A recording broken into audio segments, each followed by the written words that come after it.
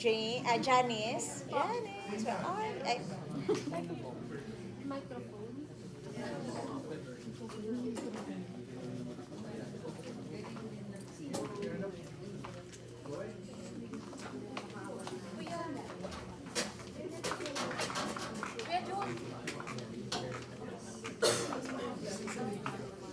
Ano ba yun? Ihabit ko lang. hindi ba ako microphone kanina? Hindi ako naka-microphone kanina.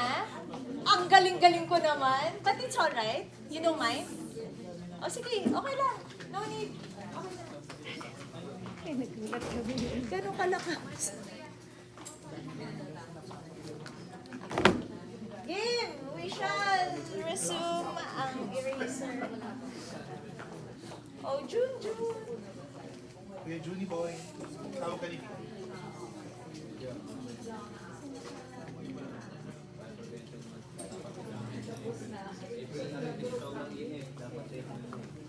Next slide na tayo. Oops, balik. Okay, next slide.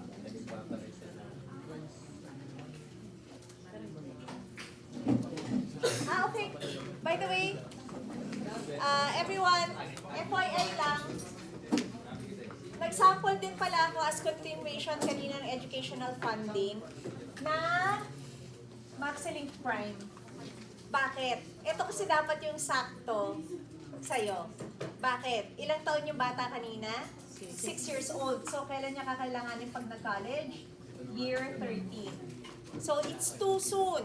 In order for the fund to have a bigger amount to withdraw, kailangan Maxilink Prime. Kasi Maxilink Prime, lalakihan ni Sun Life yung premium, kahit the same face amount, then 2 million insurance pa rin. Look, hindi na siya 41,000.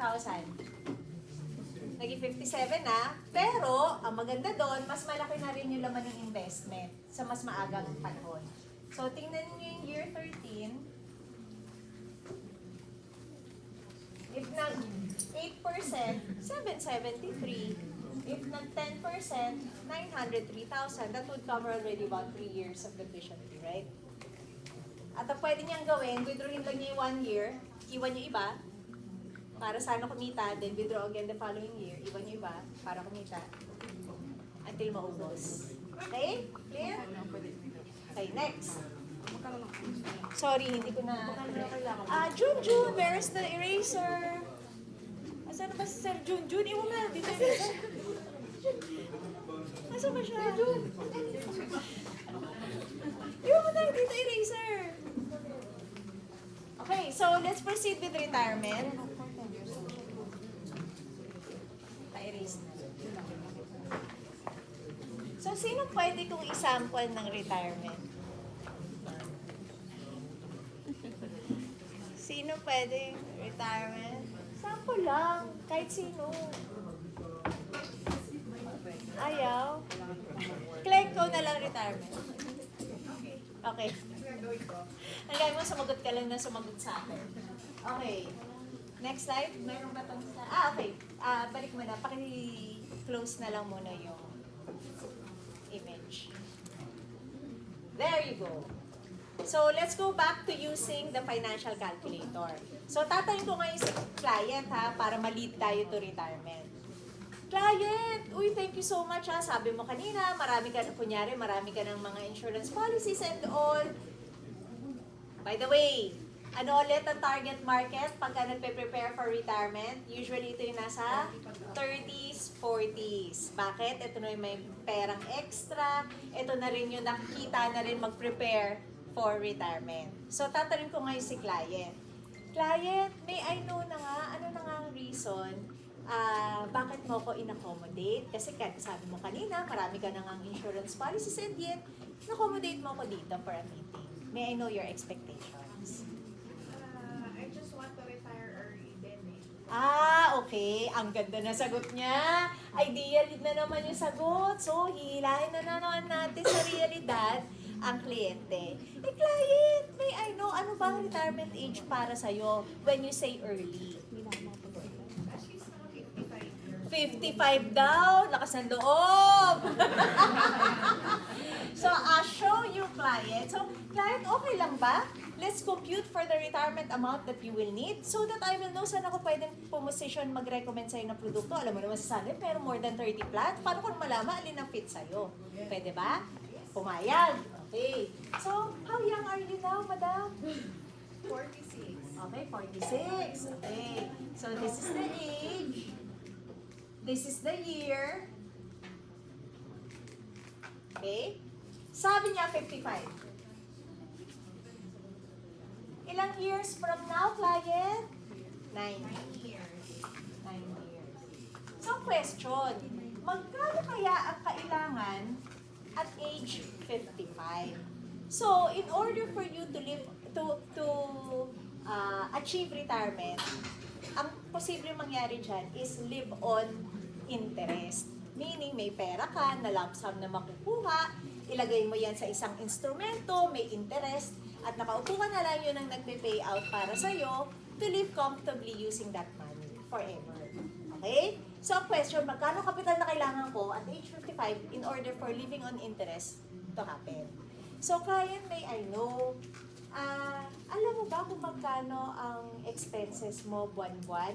Kung sakali lang 9 years from now, age 55, ano kaya ang mga expenses mo na lang yun? Food and fun. Number 1. Number 1, food. Household, kuryente. Ayan. So, utilities, food and utilities na lang. Okay, maintenance. Sa tingin mo, meron ka nun. Ayan, okay. So, baka ikaw, travel galore ka ba? Hindi naman, may simple living ka lang. Ano bang simple living lang daw? Bahay lang. So, pati yan, tatanungin mo, dinadala mo siya sa age ng 55. So, ang question, magkano kaya yung amount na yun? Okay? So, magkano ba ang tingin mong, kunyari, 55 years old ka ngayon, magkano yung amount ng mga sinabi mo today? 50,000, 60,000, 70,000? I think 50 is okay. Okay, so For today, myself, 50,000 pesos daw yun per month. Tama? Which is 600,000 per year. Are you with me? Tapos sabi niya, magre-retire ako talaga 55. Ay, by the way, client, curious na ako, may mga anak ka pa ba? Kunyari lang, bigyan mo ako. How young is your, kunyari isa lang, para mabilis. How young is your youngest? 13. 13. Okay, pwede to. 13. Age 13. So, 9 years from now, 22 years old na yung bata. So, client pwede, graduate na siya. Okay, so check siya doon. Eh, paano ko sinabi ng kliyente? 7. 7. Hindi ka pa pwede. Sure, 7. Plus 9, ilang taon yung bata, no? 16. Client, are you sure you want to retire at age 55? 16 years old pa lang na yung anak mo? Yes. Yes? Kasi the reason why I'm asking, i-incorporate ko dito sa planning natin yung tuition fee niya. Sige, ano,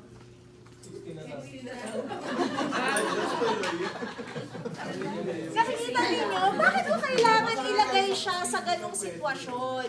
Para maiintindihan niya later on, urgent mo kung kausap, simulan na natin to. You are bringing the client to the feeling of urgency. Panic mode ba? So ano, madam, pwede kong okay lang para for others game. Kunyari. So kunyari, 7 years old yung anak ko.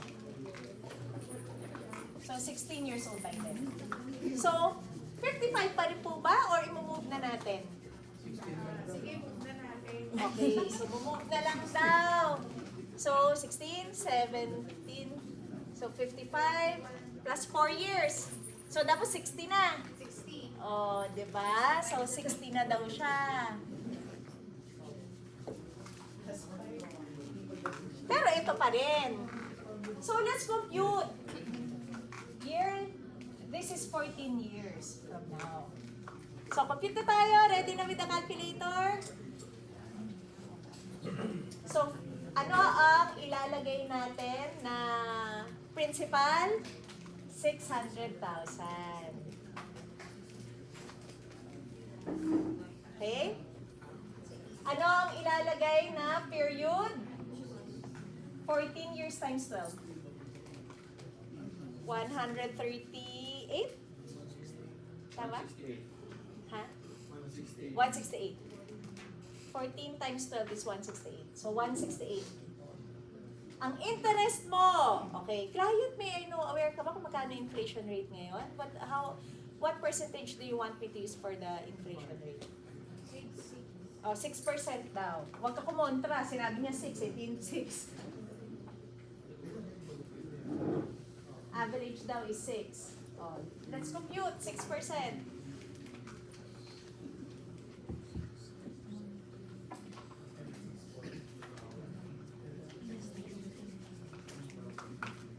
Magkano?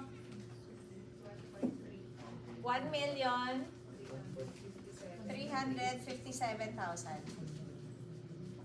Paki-divide by 12.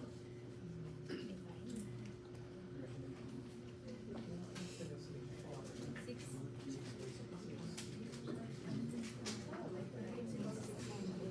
Magkano, Rose? 133,000.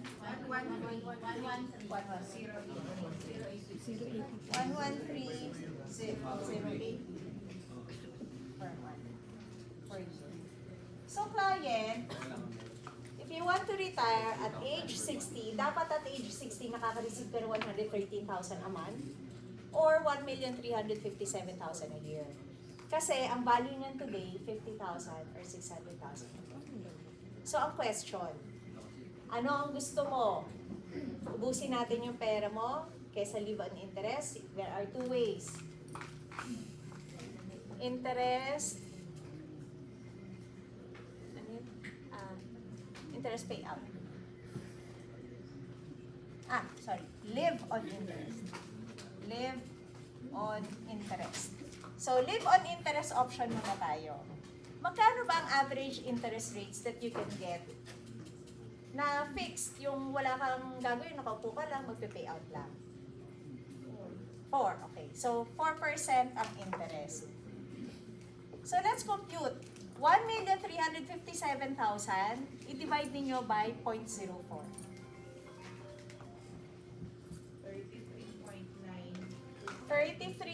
34 million. So, client, if you want to live on interest, you need to have 34 million at age 60 or 14 years from now in order for you to receive 1.3 million a year or 113,000 a month. Neto pa si 34. Or, consumption na of savings.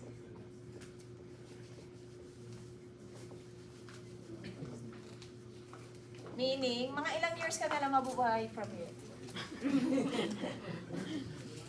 25. 25 years. 25. So, 85. Tama? 85. So, 25 plus 4, dito na lang. So, paki-compute, 1,357,000 times 25 years.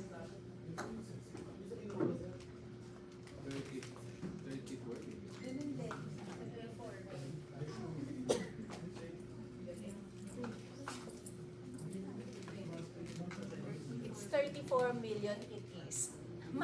Hindi ako nag-compute niya, kayo nag-compute niyan, ha? Kayo lang. So, this is your magic number, my dear client. So, what do I recommend?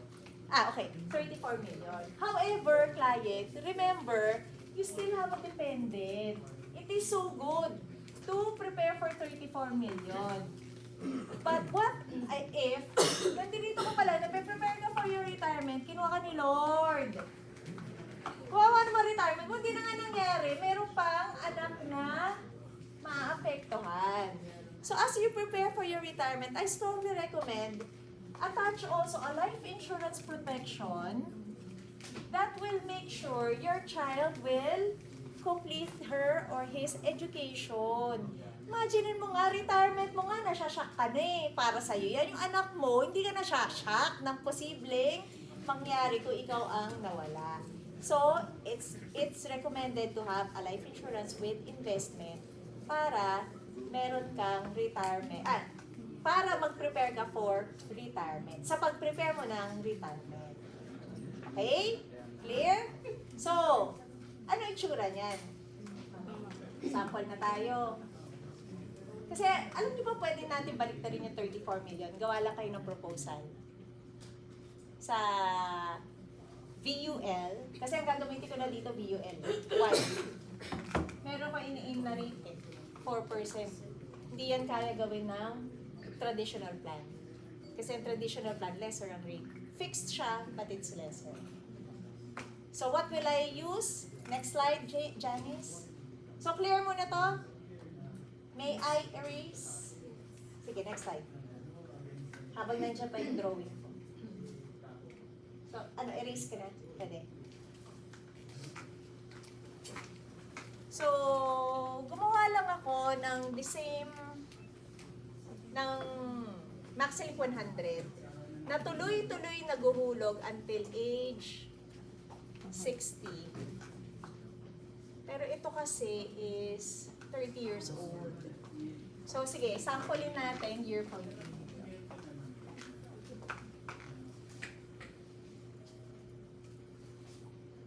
It's nowhere near 34 million.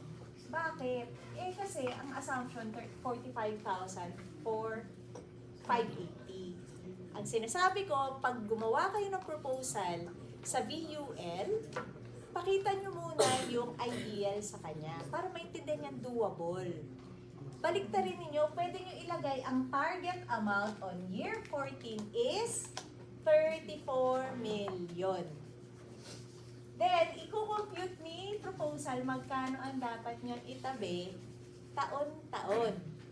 Pero stick ka sa life insurance na, in this case, kunyari 2 million. Bakit? Dahil ito yung need ng tuition fee nung bata. Ito isasagasaan eh. So, ano mangyayari sa the rest? Top up or excess. Clear?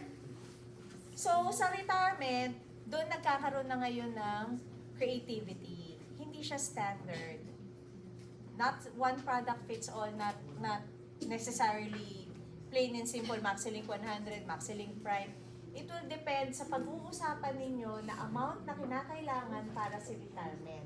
Pwede din kasi right there and then, magdi-deviate na siya. Pwede niya nang sabihin, gusto ko na lang kahit magkano maipon at least to augment. Ito budget ko ngayon. So, compute ka na, magkano budget niya, magkano kayang i-achieve nun. Okay? Clear? Clear on retirement? Are we good? Nantok na kayo? Konti na lang! Yes. Next. Okay, so papakita ko kanina, may spill tayo. Ano yung spill natin? Sino naka-record nun? Yung high client, may trending product si Sun Life that can give you 10,000 monthly allowance for life. Monthly medicine allowance for life. Okay? Nalala niyo yun? Kasi ang objective ninyo, i-position ang produktong to for retirement. And usually, a retiree would need a medical allowance for life. Ano yung tsura nun? Then you are leveraging on any...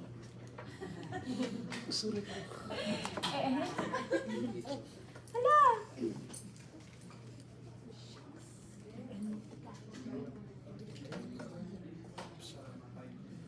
Huwag natin galawin kung ano tayo sa pa-extension wire. Alin ang nalugaw? Projector ang nalugaw.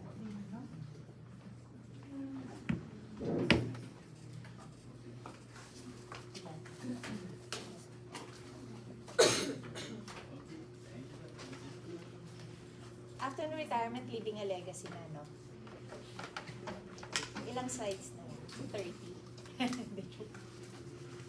Di ba, bilisan na lang naman yung legacy.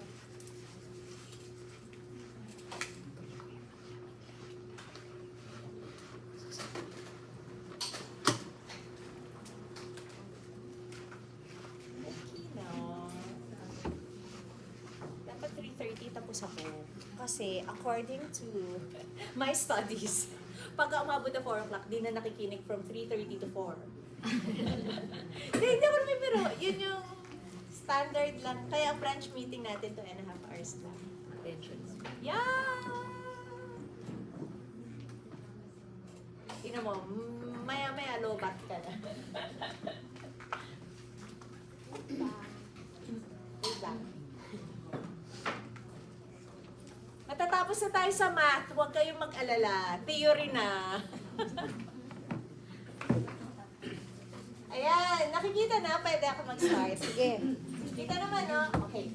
So like I said, magle-leverage tayo sa Elite Peso 10 Pay. So ano ba itong Elite Peso 10 Pay? Ang objective ng plan na to is to give you interest payout starting on the 6th year and every 2 years forever until age 100. Okay? Yes. Pero, ang magic dito will happen if you will aim to ipon a particular amount. So, in this case, si client, gusto niya makareceive ng 10,000 pesos per month. Tama? For a medicine allowance. So, kung imumult, di ba sabi every 2 years, di balik rin natin, compute 10,000 pesos per month times 24 months, you need to 40. receive 240 every 2 years lifetime. And in order for that to happen, you need to save daw a total of 6 million pesos. Bakit?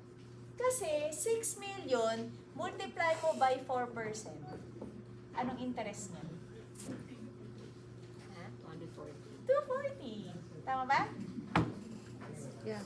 Pero client, bibigyan ka ni Sun Life ng 240,000 for your medicine allowance. A-advance na niya! Para meron ka 10,000 na buwan-buwan. Pero hindi mo sa kanya bibigay ngayon yung 6 million. Amortize mo daw sa kanya in 10 years. So, magkano premium? Eh di, in this case nga, discounted pa, 587 lang. Hindi 600,000 per year. Di nakaipon ako ng 6 na milyon. Pero wag ka, wala pang 6 na milyon. Sa 6th year pa lang, babayaran na ka na ng interest na pang 6 na milyon. Until when? Forever. Eh, na-realize ni Madam, 60 na daw, kunin ko na. Diba sabi niya, ayoko na, yung naipon ko, akin na nga, hindi na ako mag-medicine nun. Kunyari lang. Anong year yung sinabi niya? 40, ilang taon siya nun? 42 siya? 46. So, year 14, no? Gawin na natin year 14. Hindi ba? Year 20 to ba, Lem? Pwede, year 20.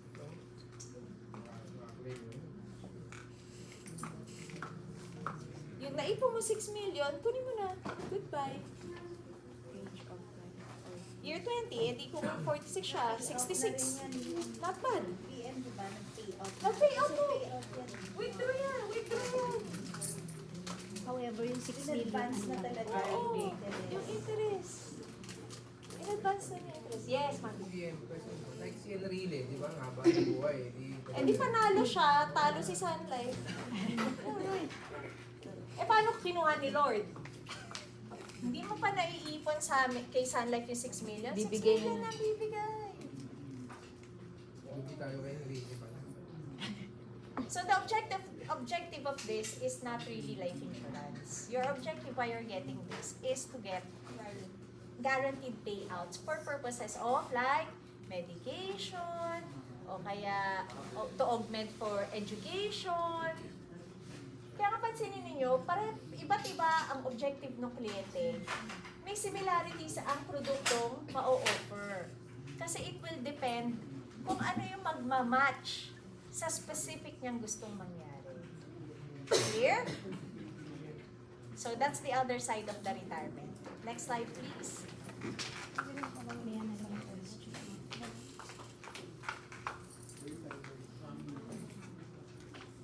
critical illness. Eto, mabilis na lang. So, how do you position critical illness? Diba, nag-spill ka na kanina. Yung spill mo. Okay, so, sige, kunyari, sige, Neri, tanungin kita. Ano yung spill natin kanina? Hi, client. I experienced recently, a friend claimed from a critical illness benefit. And duty ko na to inform as many. And then umuo ka for appointment. May I know, ano para mabuti na pa-oo ka for an appointment. Ano ine-expect mo? Ano in-expect mo? Oo, ano ine-expect mo makita? Magandang benefit.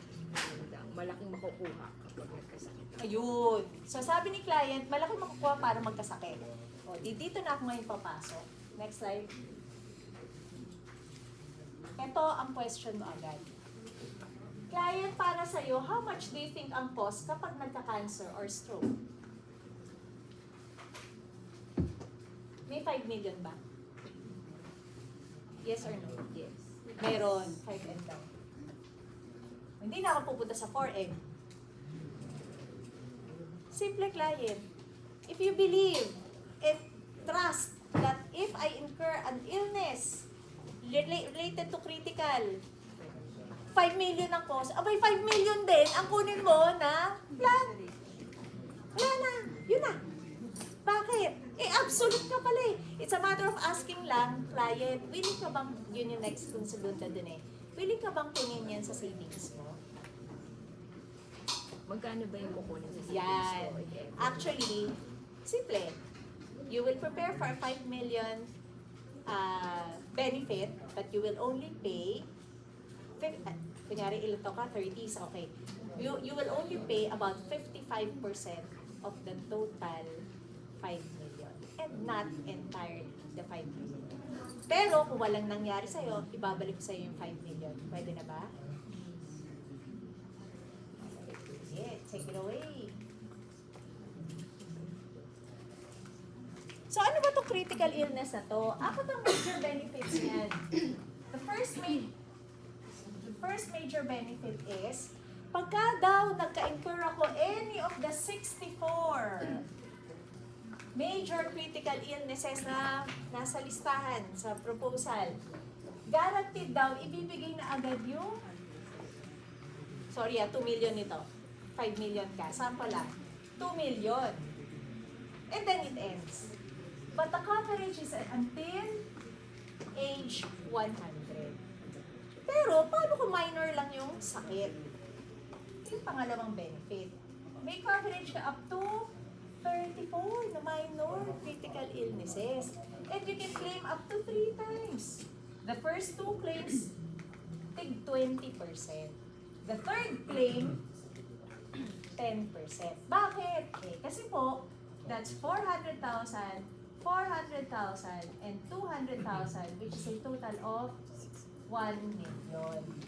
Yung kalahati, it's making room for major critical illness. Paano naman kung cancer ang naging sakit ko? Ina-acknowledge ni Sun Life na mahal ang cancer and thereby, dadagdagan niya ng 50%. So, magkano na makukuha? 3 million. Ano-anong cancers ang kina-cover nun? Nasa proposal, hindi ko nadidetalyahin. But if it's for men, lung, liver, rectum, pancreatic, testicular, hindi, panglalaki. Liver, cancer, 6 yun eh. Pagka ng babae, breast, ovarian, liver din, cervical, and basta may dalawa. Colon. May isa pa eh. Semicolon. Nasabi ko na, semicolon, tama. Alright. Nadagdag 50%. Paano naman kung naunahan ako ng death? Di 2 million pa din. Paano kung wala nangyari? Next slide please, Janice. Maganda. I paid... balik tayo ba? Tama. 100,000 per year to be covered for 2 million. I-multiply natin to by 10 years. That's a total of 1,170,000. Tama ba ang accounting ko? Para mali. Times 10. Tama ba yan? Times 10. Tama, di ba? 1 million. 100,120 times 10. Times 10. Oh, so, tama to. Correct? Okay. So, yan lang binayaran mo, client. Which is 50% nito. Tama ba ako? Pero kung na walang nangyari sa'yo at age 70, meron kang 2,904,000. Tatlo, bakit ako meron 2,900,000 as total living benefit? Tatlo kasi kinikita niya. Guaranteed cash values, which is hindi mag-change. And it's more than what you paid for. Dividends, yan yung exang kita ni Sun Life, na ito ang nagva-vary, at saka itong paid up bonus. So pagkatapos ka magbayad, tapos na, may bonus ka pa. Pag inad mo yung tatlo, 2.9 million. Pwede? So right now, you are preparing for health uncertainty cost, but it will turn out to be your retirement money. Okay? Okay, next. Okay. So, tapos na tayo sa critical illness. Ganun lang siya kasimple. So, leaving a legacy na tayo. Itong leaving a legacy, ito yung sinabi ko kanina, walang spill to kasi you need to understand first what is leaving a legacy. From here, you will be creative now in creating a spill for your clients. Okay. Sige, next. Ang ibig sabihin kasi ng leaving a legacy, pamana. Next slide, huy. Ayan. Ang hirap sa atin, ang pamana, pati ba naman utang, pinapamana. Ayaw natin yun, di ba? Kaya, ang ginawa ng mga bangko ngayon, matalino sila.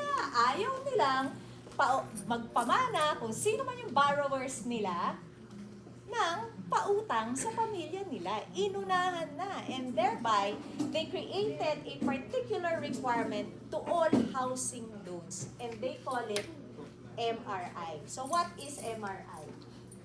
Mortgage Redemption Insurance. Next slide. So what is mortgage redemption insurance? Is a form of insurance, the benefits of which, when payable, is used to pay the outstanding home loan of the insured. Having a mortgage loan insurance is typically required by banks when granting home loans. Requirement to. Sige, next slide. Baka hindi kayo naniniwala, this is an email from a bank. PNB pa nga, oh. Below is the list of requirements for endorsement of other. This is PNB, but I am telling you, they allow other life insurance providers. Other life insurance policy kindly provide us the following. Please take note that upon full force and effect of the endorsed other life insurance, we need to consume the 1-year amortized MRI with the bank, which is until June whatever. So number 1, original policy contract, official receipt, blah, blah, blah, blah, and the contract. Okay, next. So, ito po ang list of top 10 accredited life insurance. Look, number 2 is Sun Life. Ang irony doon, PNB ito. Siyempre, ang number 1 nila, produkto nila. Ano yung susunod? Sun Life. Now you know. Kaya ganun kayo kayabang. Okay, next. Ay, kung may picture, balikan natin. Okay. Okay na? Alright, next slide please. So how much is the life insurance requirement for every housing loan or bank loan? Next bullet please. Ang total loan amount is equal to total life insurance coverage. So kung 10 million, di 10 million din. Balik-balik, may napipicture lang. Okay, next. Prospects for MRI. Sino-sino ba ang dapat natin lapitan dito? Anyone who aspires to have a housing loan in the future. O di alam mo na lahat. So nakakaisip na kayo ngayon ng possible spill. Pag nakakarinig kayo ng kaibigan na nagbabadya na bibili ng property, pasok ka na. Friend, tulungan kita sa MRI mo. Ano yun? Ikaw na ngayon na mayabang. MRI is. And the number one accredited company is. Okay? Next. Okay. Anyone who has an existing housing loan. Even the existing. Bakit?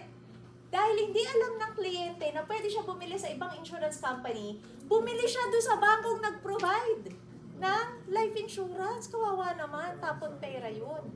It's a term insurance that they usually provide. Ang term insurance, bayad ako ngayon, insured ako. Hindi ako nagbayad, wala na insurance. Ano nangyari sa premium na binayad ko last year? Goodbye! Hindi ka namatay, di ba? Ayaw mo naman i-claim. Next slide. Ay, ito pala. So, anyone who has an ongoing equity down payment for completion. So, ito yung mga nagda-down payment pa lang, 12 months yon. Pwede mo na rin presentan. Okay?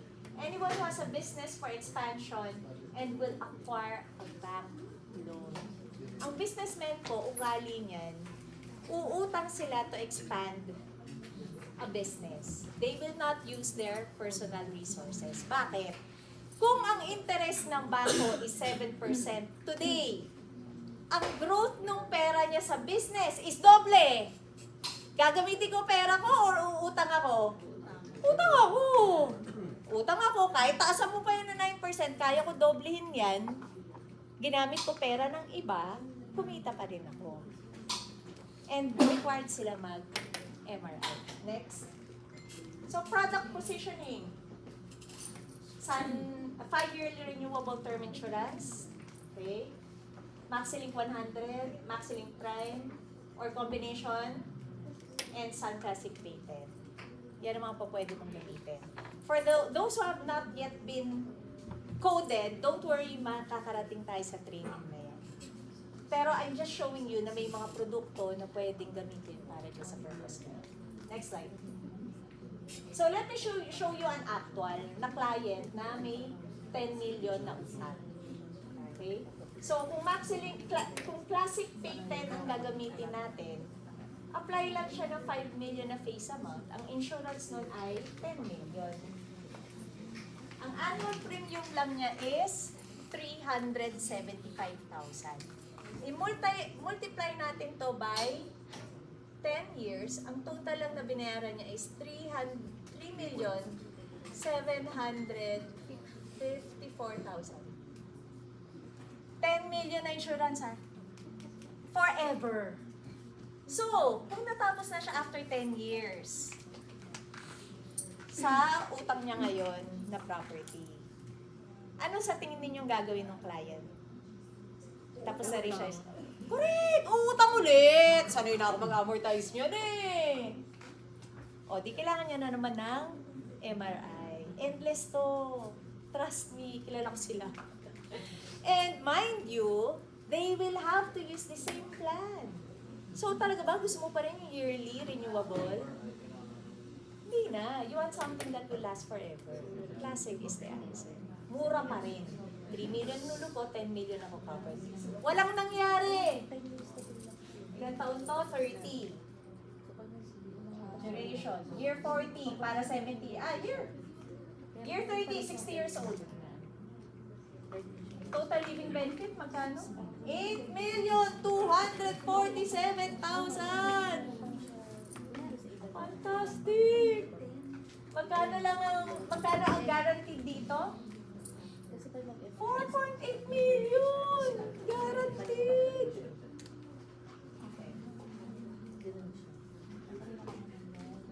Okay? Appreciate nyo? Ganda ng classic, ano? Ganda ng classic. Promise. Okay, next.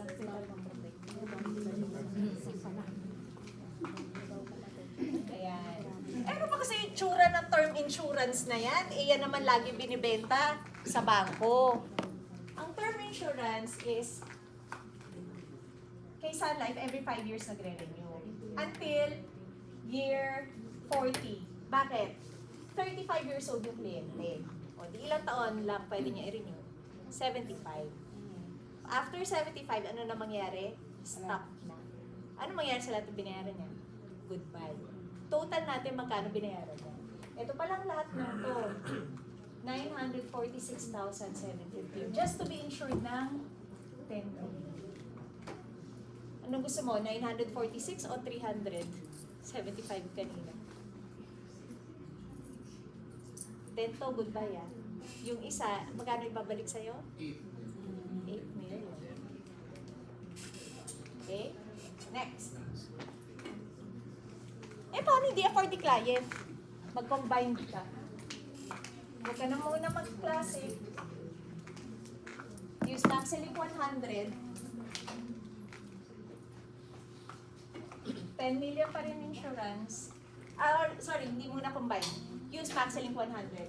Premium is 240,000 and not 375. Okay? Use the fund value at a certain point to prepay the loan. Bakit? Usually, 20 years to pay yung mga loan yan. So, kunin mo, pagdating ng year 15, yung fund value ang magpe-prepay ng year 16 to 20. Yun lang, tapos sa insurance mo din.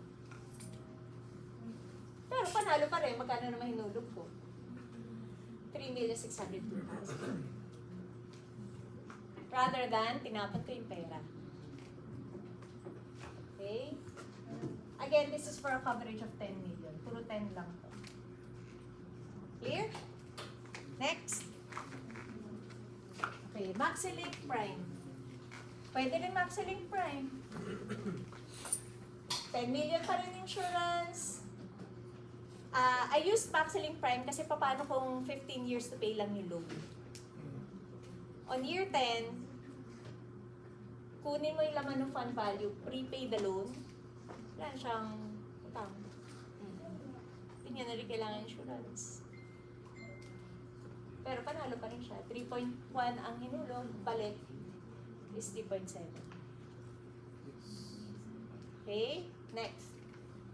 Combination. Ito na yung kanina. Walang pera. Magpapahit ka. Kalahati ng 5 million is 120 sa MaxiLink 100. Kalahati din ng term is 25,000. Okay, sige, pakita natin. Next. Okay, total payments made in 15 years, 1.8 million. Total basic premium payments, 473. Saan ko ito nakuha? Ito. Total payments of combination, 2,274,000. Tingnan niyo yung fund value on year 15. 2.3 million. Balik pa rin. Accommodation may be an option. So, bakit ako ngayon nagpapakita na ng mga produkto? Di ba how to present tayo? I'm showing you creativity. There's no standard presentation. I need you to be creative. How will that happen, Vanessa? You need to present and present and present and present. To as many as you can. Only then that you will become creative. You need to practice. Next. Okay. So, itong kailangan ninyo malaman. Karugtong pa rin ng leaving a legacy. Di ba sabi ko kanina, ano ang leaving a legacy? Pamana. Ang masakit doon, ang pinapamana, utang. Pero wag kayong mag-alala, meron din namang the other way around. What is the ultimate goal of every self-made wealthy individual? Take a guess. Continuous wealth. Ang galing mo. Sige, pakita mo na. Ay, combination. Next. Ayun. To become wealthy. Grabe, no? Wealthy ka na? Gusto mo pa rin maging wealthier? Yes. They are designed to be wealthier. Next. Kasi, ito yun. Babasahin ko sa inyo. I will explain. Their advantage in life is not rare privilege, but rather basic values, discipline, and sense of potential shaped by family from an early age, which equip them to make the most of every opportunity. Hindi nila issue ang pera, pero ang swerte nila, bata pa lang sila, dinisign na sila na maghanap ng oportunidad sa bawat oportunidad. Yun ang kanilang make. And therefore, a wealthy man would like to be wealthier. Next slide. So, bakit ko yung kailangan malaman? Eh di alam mo na spill mo sa kanya, wag na wag mo siyang sasabihan ng I'll show you investment. Baka gusto mong balikan kanya, mas mayaman ako sa'yo, mas marunong ako sa'yo magpalago ng pera. Ang pwede mong mga hirit dyan would be, pwede ko po bang proteksyonan yung machine na gumagawa ng pera? Para sigurado kahit mawala po, malfunction yung machine, tuloy pa rin po yung gumagawa ng pera. Something like that. So who am I referring to? I'm protecting now the brains, the wealthy man. Tama? Okay.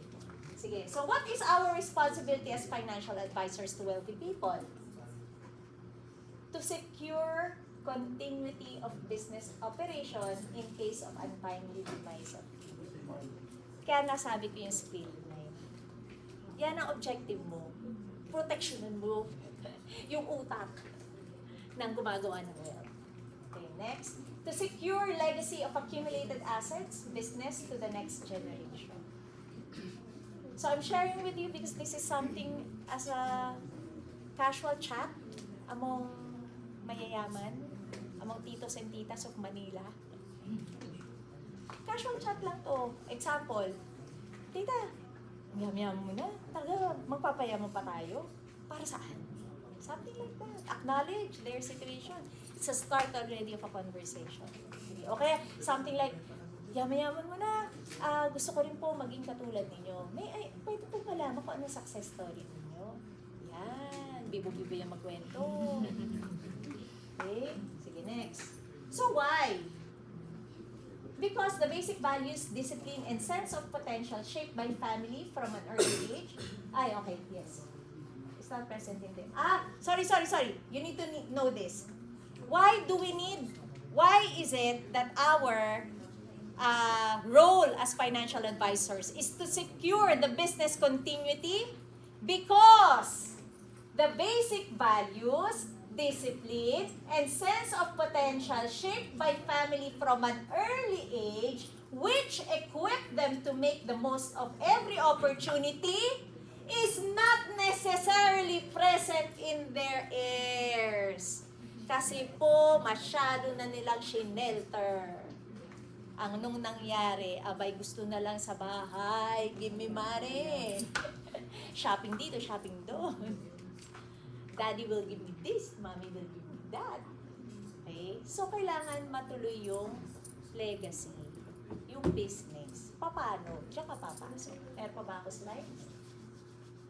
Okay, so, ano bang implications on accumulated wealth and business expansion? This you need to know simply for additional info. Baka lang makatisod ka. Okay. Number 1, debt. Yun yung kinuwento ko kanina. Bakit? Ano bang possible sources ng debt ng isang mayaman? Banks, from rural and urban banks, partner or colleagues, utangan lang, kwentuhan lang. Okay, among themselves, financing companies with higher interest rates. Bakit? Ito yung mga no MRI requirements. So, kailangan mo ito malaman. Bakit? Tito, sure po ako. Ay, ang ganda po ng building po ninyo. Paano po ito? Curious lang po. Something like that. Sabi niya, from rural back of the Tubalens. Oops, alam mo na. Wala siyang MRI. Ito ka na ngayon pwede pong session. Okay. Sa estate tax. This is another story. Do you want to know? Oras na. Kamamatay nyo na to eh. 3:43. Gising kayo. Kaya? Kaya niya. Kaya ko to explain in 3 minutes. Kaya. Oh, sige, timing nyo ako ah. Sige, ano ba yung sabihin na estate tax? What is estate tax? Last na to eh. Ay, may tanong daw. May tanong. Estate tax. Ba yan pag namatay yung magulang yung mga anak, babayaran nila yan. Yes. So, I will explain in a nutshell para mabilis. Tinanong ng tinanong conversation, ano ba kasi estate tax na yan? Simple lang po yan. Pakitakpan. Then we will end from here. Ganito lang po kasi yan. Habang buhay po kasi kayo, okay, may kamay. Habang buhay po kasi kayo, ang hinigili po ninyo bumili ng kotse, ng bahay, ng lupa, ng alahas. Okay? Lahat po yan, ano po tawag dyan? Assets. In short, in Tagalog, kayamanan. Kinuha ka ni Lord. Deads ka na. Okay? Ano mangyayari sa assets?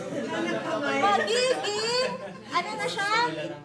Estate. In short, ang tawag na lang sa kanya, mga arian. Bakit? Wala nang may-ari. Para maging asset siya ulit, kailangan niyang dumaan sa estate tax. Magbayad ka daw muna kasi income yan sa iyo, tao. Magkano? 6%. So the question is, do you want to get this from the kayamanan that your father will give you? Ayoko nga! O, kausapin ko tatay mo, dali. Okay, and that ends our presentation. I hope marami na tutunan. 3 minutes ha? Nagawa ko. Yay! O sige, kain na tayo ulit. Kung may questions, please feel free to ask me via Facebook.